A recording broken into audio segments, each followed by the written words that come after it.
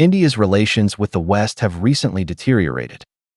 After Modi sent agents to Canada to assassinate a Sikh leader, the U.S. government began targeting India. The Biden administration investigated and prosecuted Modi's financier Adani, effectively slapping Modi in the face in front of global media. This gave ammunition to Modi's opponents like Rahul Gandhi, who fiercely criticized Modi domestically for colluding with oligarchs and engaging in cronyism. Meanwhile, Wall Street started shorting India, downgrading growth forecasts for the Indian economy and reaping huge profits from India's stock market. During the U.S. election, as Trump gained the upper hand, Indian media hyped Modi's personal friendship with Trump, eagerly anticipating that Trump's presidency would intensify efforts against China, with India becoming a close U.S. ally, suppressing Pakistan, threatening China's strategic corridor to the Middle East, and dominating the Indian Ocean. However, events unfolded contrary to India's expectations. After his election, Trump focused on negotiating with China and Russia to divide spheres of influence, paying little attention to India or Modi. Trump publicly invited Xi Jinping to his inauguration, but Xi declined, and China sent Vice President Han Zheng instead, giving Trump some face. Trump repeatedly claimed he spoke with Xi over the phone, which China's foreign ministry denied. Amid tense China-U.S. relations, Modi saw an opportunity and visited the U.S. before the China-U.S. tariff war, hoping to form an alliance with the U.S. against China. Unexpectedly, Trump humiliated Modi in front of the world, calling India the country with the highest tariffs globally and announcing steep tariff hikes on India during Modi's visit. At a joint press conference, Trump showed impatience with India, interrupting an Indian journalist's question, saying he couldn't understand his English, and revoking his right to ask questions. During talks with Modi, Trump refused to listen to Modi's accented English, arranging two interpreters, creating the most comical diplomatic scene in history. Two English-speaking leaders communicating through English interpreters. Regarding India's long-desired F-35 purchase, Trump didn't refuse outright, generously stating that the U.S. could sell F-35s to India, but only if India first bought large quantities of U.S. arms and met certain political conditions. In other words, India must purchase obsolete U.S. military stock, pay sufficient protection fees, and make significant concessions in trade negotiations, or not only will it fail to acquire F-35s, but it risks U.S. retaliation. However, Modi and the BJP government still operated in the mode of dealing with the Biden administration, failing to grasp that Trump only respects the strong. In Trump's view, only China and Russia are major powers. Other countries, including Japan, Mexico, Canada, and the EU, have no standing to negotiate with the U.S., let alone India. Trump's demands to Modi's face were an ultimatum with no room for bargaining. In Trump's style, Modi holds no cards. Subsequently, a fierce tariff war erupted between China and the U.S. Trump tried to extort the world through tariffs, but while most countries stayed silent, China chose to confront the U.S. head-on. After a struggle, both sides compromised and returned to the status quo of a few months prior. As China and the U.S. clashed, Indian media celebrated, claiming India's historic opportunity to replace China as the world's manufacturing hub, supplying the West with high-quality, low-cost goods and services.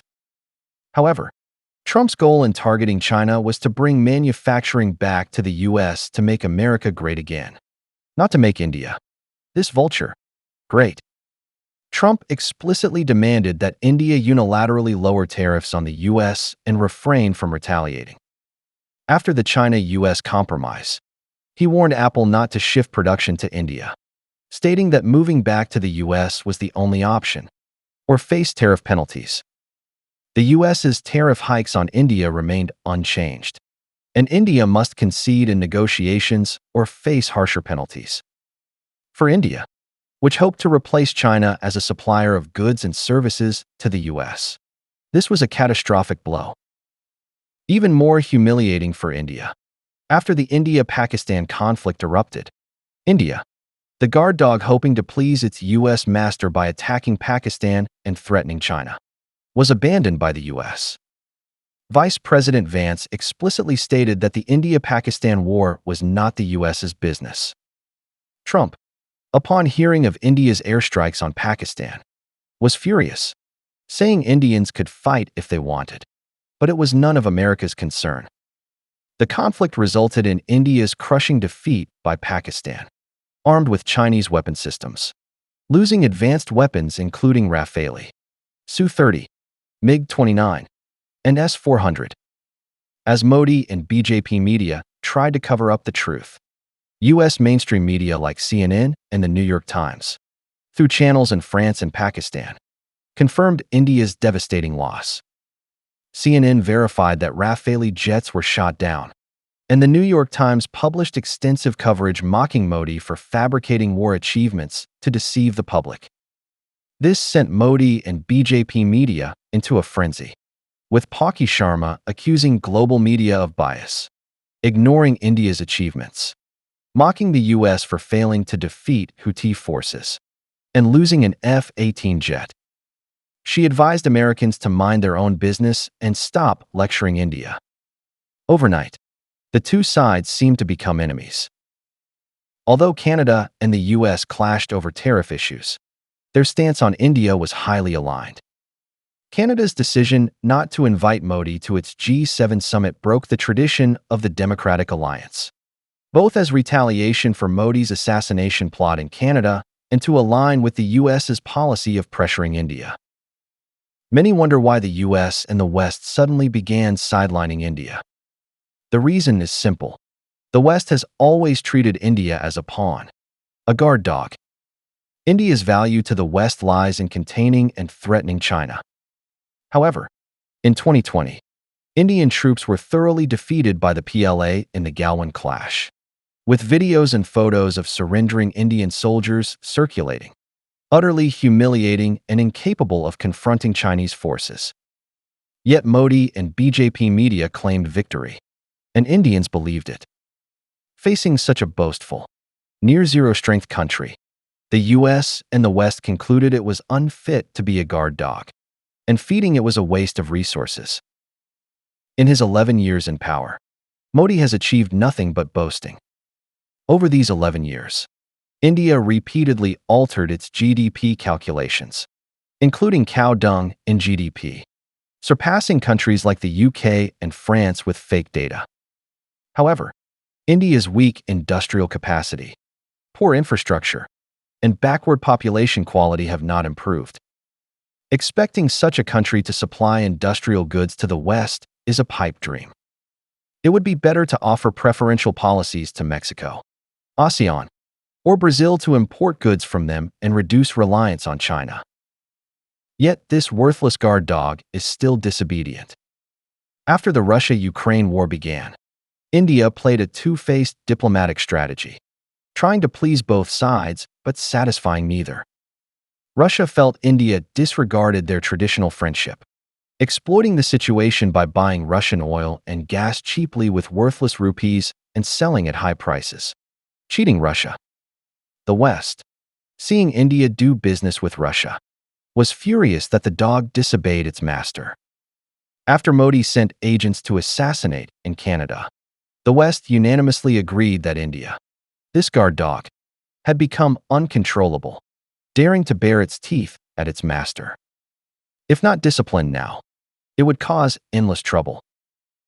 Thus, the West, these wolves grown through colonial expansion, decided to teach India, this guard dog, a lesson, and if it remained disobedient, put it on the menu. As for BJP media like Paki Sharma claiming that China can confront the US, so can India. It's a colossal joke. Trump knows clearly that Modi holds no cards. India heavily relies on U.S. market earnings and remittances from U.S.-based Indians. Without this money, India cannot buy industrial products, raw materials, or machinery from China, and its industry would collapse. Facing a Western master wielding a big stick, Modi's only choice is to kneel, become an obedient guard dog again, and earn the master's bone reward. Though India sacrifices dignity, it gains a bone. Otherwise, facing China alone, India will only get a beating.